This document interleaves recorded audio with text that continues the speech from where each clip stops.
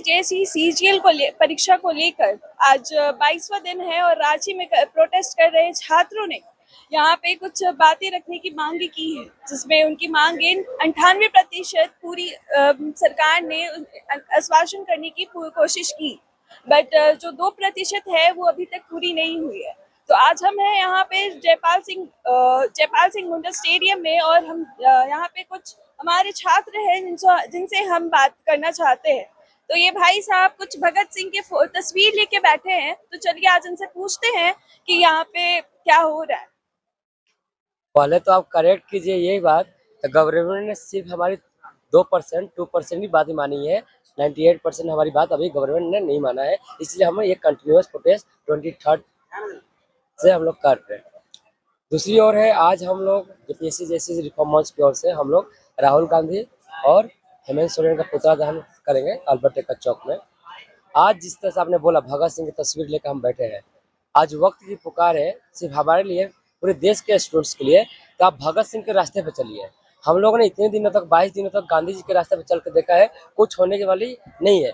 लेकिन आज वक्त की मांग है, वक्त की पुकार है, वक्त की तगाजा है। तो आज हर एक लोग भगत सिंह, चंद्रशेखर, नेताजी बोस, तमाम लोगों के रास्ते पे चल के अपनी मांगों को पूरा करें, और वही हम लोग आज से कर रहे हैं। आगामी 20 अगस्त को हम लोग मुख्यमंत्री आवास का घेराव करेंगे। जिस तरह से हमने विधानसभा का घेराव किया था, लाखों की संख्या में स्टूडेंट आए थे, उसी तरह हम लोग भी 20 तारीख को लाखों की संख्या में स्टूडेंट्स आएंगे और अपनी मांगों को यहाँ से जीत कर जाएंगे।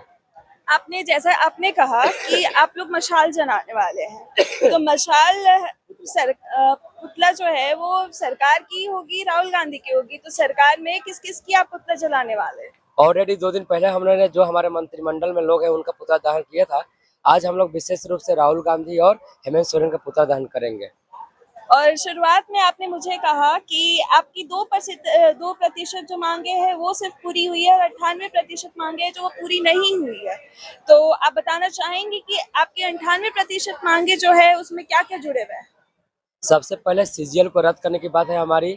उसके बाद सीबीआई जांच कर की मांग है। 11 to 13 जेपीएससी को रद्द करने की मांग है। ये तमाम जो मांगे हैं, टीडीपीएल कंपनी जितने सारे एग्जाम कंडक्ट करवाए हैं अभी तक, सारे के सारे एग्जामों को रद्द करने की मांग है। इन मांगों को लेकर हमारा प्रोटेस्ट चल रहा है। गवर्नमेंट ने सिर्फ ईडी को लेकर और जेपीएससी को लेकर सॉफ्ट कॉर्नर है, ठीक है।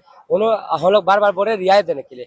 जब मुख्यमंत्री एक बोलता है तो 55 साल उम्र है, 60 साल उम्र है, वो बोलते हैं हम युवा मुख्यमंत्री है। हमारी जब 35 साल 36 साल एज होती है तो आप एग्जाम में क्यों नहीं बैठने देते हो?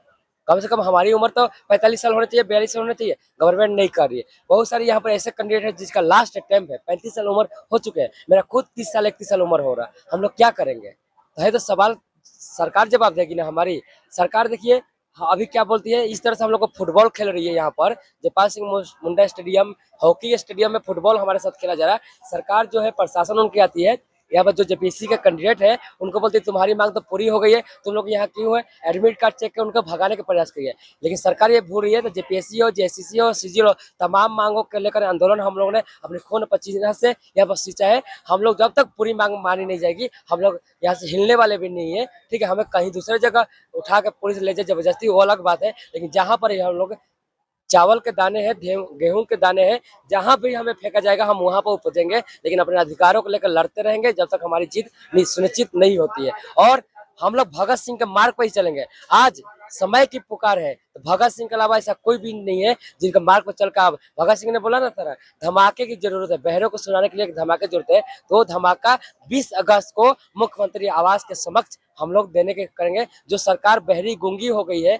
जिनके अंदर इंसानियत खत्म हो गया है, जिनको शिक्षा से कोई मतलब नहीं है, रोजगार से मतलब नहीं है, जो अपने मेरे पिताजी के लेकर, अपने भाई बंधु को लेकर, भैया भाभी के लेकर, देखिए पूरा परिवार में सभी लोग हैं उनके सत्ता से जुड़े हुए, विधायक है, मंत्री है, बना हुआ है, सांसद है। लेकिन सत्ता के अहंकार में इतना मतलब डूब चुके हैं, तो छात्रों को भविष्य 23 दिन से उनको दिखाई नहीं दे रहा। बगल में मोराबादी में आकर आप झंडा फहरा रहे हो, स्पीच दे रहे हो, अलग अलग 9 अगस्त को आप आदिवासी दिवस ऑब्जर्व कर रहे हैं, इतने बड़े बड़े प्रोग्राम कर रहे हो। हम लोग जब यूनिवर्सिटी, मेरा घर चुटिया में है, चुटिया से हम यूनिवर्सिटी आना जाना करते थे पैदल। 2 साल पीजी जब करते थे, कोकर में जब पढ़ाई करते थे राव लखन यादव कॉलेज में, वहां से 5 साल इंटरमीडिएट ग्रेजुएशन आते आना जाना करते थे पैदल। अब 1 किलोमीटर पैदल यहाँ पर नहीं आ सकते हैं। हम लोग डेली मार्च करते हुए इतना किलोमीटर, कल हम लोग जिस तरह से मार्च किया 8 किलोमीटर, हम लोग कर रहे हैं, क्यों कर रहे हैं? और ये आंदोलन सिर्फ छात्रों का आंदोलन नहीं है, महिलाओं के ऊपर जितना अत्याचार हो रहा है। हमारे देखिए झारखंड में एक बच्ची भात भात भात भात चिल्ला के प्राण दे रही है। एक प्रेग्नेंट महिला एम्बुलेंस के अभाव में दे रही है। किसान हो, मजदूर हो, हर एक शोषित हो। आप बिरसा चौक में जाइए, तमाम चौकों में जाइए, वहां पर देखिए लेबर कुली का काम करने वाले लोग सुबह से टकटकी लगा कर रखते हैं, तो कोई आएगा तो मुझे काम मिलेगा। आज हर एक तबका परेशान है इस व्यवस्था से, इस सिस्टम से। तो वक्त की मांग है, तब भगत सिंह के रास्ते में चाहिए। शहीद आजम भगत सिंह, सुखदेव, राजगुरु, बिरसा मुंडा, सिद्धू कानू, तमाम चंद्रशेखर आजाद, अशफाक खान, राम प्रसाद बिस्मिल, इन लोगों के मार्ग पे चल के हम लोग आज़ादी जो हमारे चाहिए, सही में जो हमें आज़ादी चाहिए, जिस व्यवस्था से आज़ादी चाहिए, जिस सिस्टम से आज़ादी चाहिए, शिक्षा से हो, रोजगार बेरोजगारी से हो, तमाम जो स्वास्थ्य से आज़ादी चाहिए, उस आज़ादी की लड़ाई हम लोग लड़ रहे हैं और लड़ते रहेंगे, क्योंकि सरकारें झुकती है। और एक बात, जिस तरह से जंतर मंतर में छात्रों ने प्रोटेस्ट किया, जिसकी ज्वाला, जिसकी चिंगारी पूरे देश के कोने कोने में फैली है, कहीं ना कहीं उन तमाम लोगों का संघर्ष ही है जो आज हमें हौसला देता है। जो झारखंड के छात्र आवाज नहीं उठाते थे, प्रश्न नहीं करते थे, सत्ता से बोल नहीं सकते थे, डरते थे, उनको अलग अलग केसों में जेल में डाल दिया जाता था, वही छात्र आज आवाज लगाना सीखे हैं। तो कहीं ना कहीं जंतर मंतर का जो प्रोटेस्ट है, उसका ये शक्ति है, उसका पावर है, जो हम यहाँ पर डटे हैं 23 दिनों से। तो जैसा कि आपने कहा हमारे से कि आप घेराव भी करने वाले हैं, तो अगर आपके घेराव से पहले सरकार आपके आश्वासन को, आप उन्होंने जो आश्वासन दिए, आपके जो भी मांगे अगर वो पूरी कर देती है, तो क्या आप घेराव करेंगे? नहीं, पूरी की पूरी मांगे है। एक बात याद रखिए, एक दो मांग नहीं है, ऐसा लॉलीपॉप देने वाला काम नहीं चलेगा। ठीक है, गवर्नमेंट बार बार हमें देने के सोच रही है, दूसरा बड़ा नहीं खाएंगे दादा, हम मार भात खा के ही रहेंगे, आंदोलन करेंगे, लेकिन पूरी की पूरी मांग हमारी जब तक मानी नहीं जाएगी, ये आंदोलन खत्म ही नहीं होगा कोई भी कीमत पर।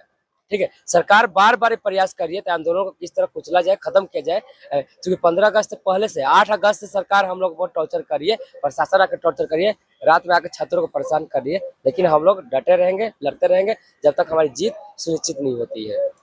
तो जैसा कि आप लोग देख रहे हैं, छात्रों का जोश अभी तक खत्म नहीं हुआ है और इनका जो मुद्दा है वो भी अभी तक खत्म नहीं हुआ है।